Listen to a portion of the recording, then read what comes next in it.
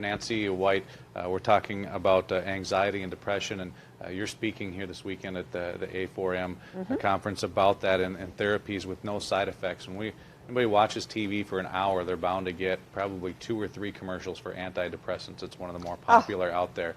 Talk about some of those drugs, not specifically, but in general, and what some of the side effects are and why they're dangerous. Well, I'm going to have to talk about it from the point of view of a psychologist because I'm not a medical doctor. I don't give prescriptions for drugs, and frankly wouldn't if I could, but don't, can't. So I look at it from a layman's point of view of logic, and I really believe in things natural, and I really believe in balance, and I really believe in homeostasis.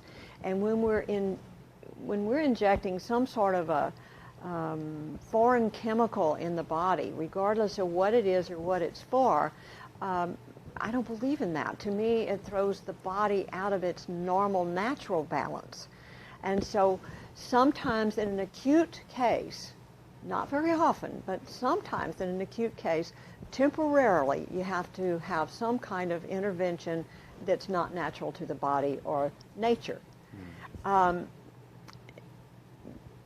that's not very often. So consequently, I really believe that learning about it, I mean, we've got an internet full of wonderful information now. I think it frustrates some of the doctors because the patients come in and start telling you about things, but I'm not sure that sometimes they don't understand their very specific area better than the doctor does. But it's, logically, and I'm sure there are other aspects to this, and as I say, I'm speaking as a non-medical, layman person, but when I first heard about SSRIs, the popular antidepressants, and that they were selective serotonin reuptake inhibitors, and I thought about, what does that mean? Well, it means that we're blocking the reuptake of the serotonin back into the neuron. And it's like, well, that's part of the system. That's our recycling. Well, if we're blocking our recycling, what happens when we recycle? Well, we deplete. Okay, where does that take us? And to me, that was my layman look at it. And so I kept saying to myself, this was probably 15, 18 years ago, and I would say, come on, Nancy, you're not been trained in this. What do you know? You're just looking at logic. And so I told Leonard, my significant other, I said, this is the way I look at this, and it's really strange. I don't understand what they're doing. Well, several years after that, I get this newsletter from Dr. Lark, and Dr. Lark she's a holistic, functional medicine physician from a long time ago that wrote newsletters to women and that kind of thing. And I got this newsletter, and it was saying about antidepressants, and it said exactly what I just said. And it said, why would you want to do that? Go take amino acids that give the body the nutrition it needs to produce this serotonin. So it was like tyrosine and 5-HTP and all this stuff.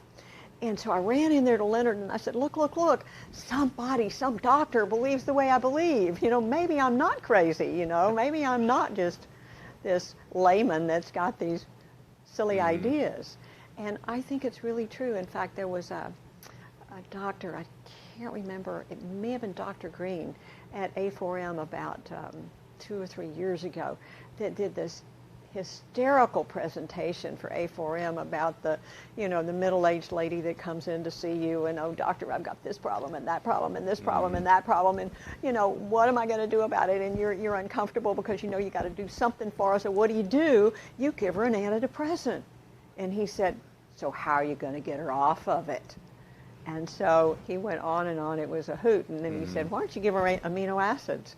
And I thought, hooray, I'm right again, So that was fun to be so validated, and it getting them off of it. You talk about side effects.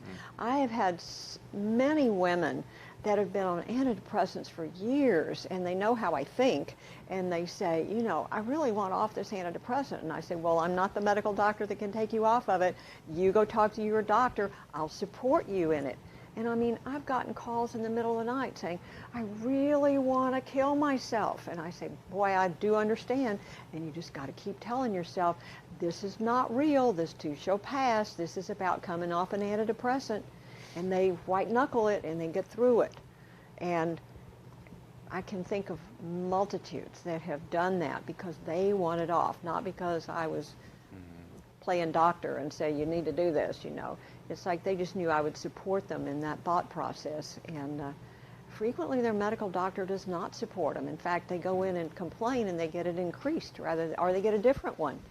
And, you know, to me, that's not health. Yeah. It's not optimal.